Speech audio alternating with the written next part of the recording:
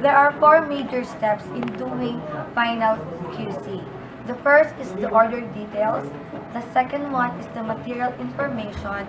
The third one is the application. And the fourth and the last final step is the measurements.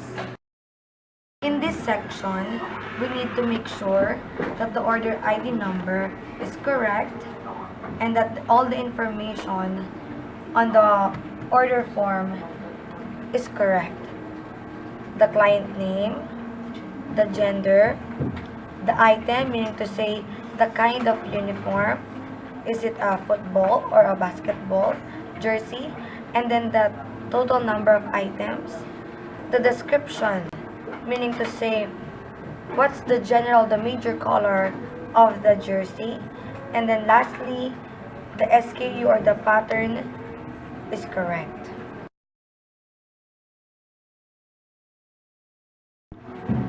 In this section, we need to make sure that the base material used is correct. This is a prop step line mesh. White Proplex. Ay, white proplex. Sorry po. Okay lang po yan, okay lang po yan. This is a white proplex.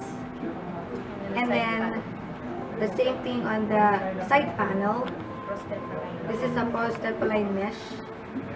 And then you also have to check the back base if they use the correct fabric. And then the back yoke. And then you have to check the neck if they use the right material. Also the cowls. And then the sleeves. Make sure it's all the right material.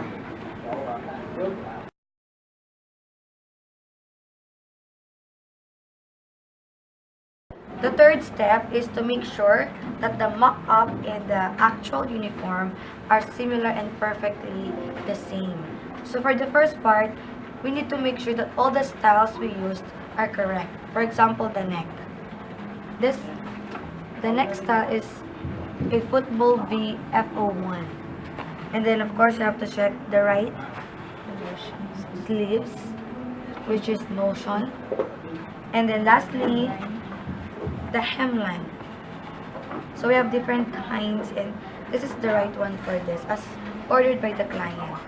And then after we are sure that all the styles are correct, we need to check all the details. If there's the right logo, the right font, and then the right colors for everything, the right logo, and the right label, size label, and then the numbers, meaning to say the lineup on the order form, back and front, and if there is a sublimation requested on every part. And once we are sure that everything is applied properly, we will now check if they are positioned or placed at the right position. Okay? So, Nancy will show us how she do the placing. Like for example, the team name, it should be at positioning 1. So that's correct. The number, yes, at position number 2. And then the back numbers, it's at number 5. And then there is no last name. So just like what it said on the mock-up. And then the Polo logo, it's position number 30. And then lastly, the label tag at 50.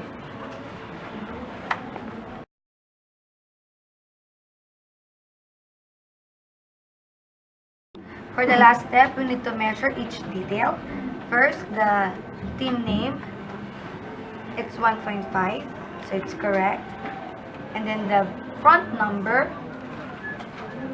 10 inches, correct. And then the back number, 12 inches. And then the sublimation on the sleeves.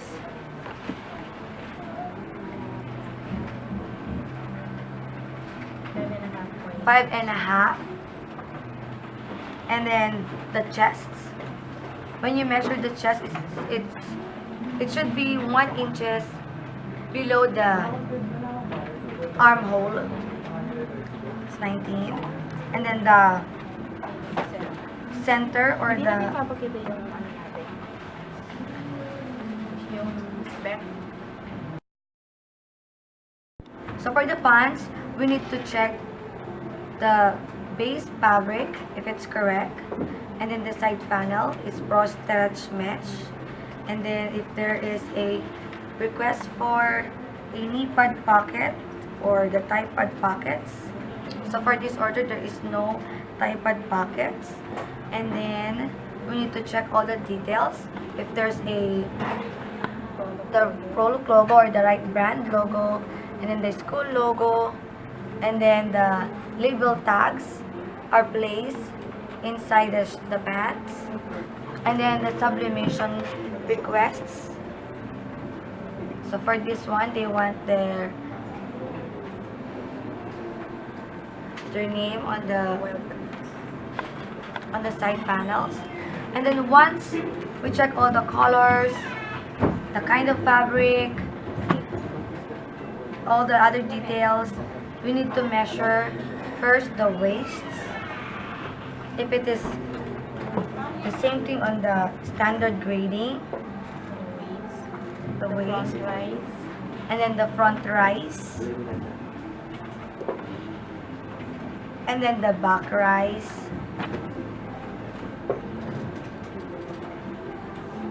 For this section, you need to make sure that the size requested by the client, for example, if it's a small size, it should be the same on the spec, the grading standard. And then the inseam,